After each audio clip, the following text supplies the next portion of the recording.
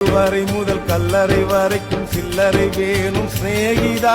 கடவுளை கூட பார்க்கணும்னா காசு வேணும் சிநேகிதா. சரியா தப்பா செய்யறது சரியா தப்பா, நல்லது எது கெட்டது எதுன்னு தெரியலையப்பா, எனக்கு புரியலையப்பா. பணந்தா இல்லை இன்னா பாசம் உனக்கு கிடைக்காது, காசுதான் இல்லை இன்னா காதல் கூட இனிக்காது.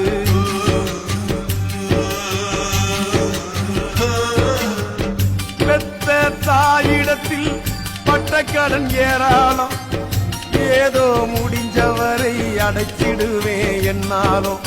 என்னையே நம்பி குடும்பம் அங்கே காத்திருக்குதடா, அது வெளிச்சம் பெற உருகுற நாம் மெழுகுவர்த்தியடா.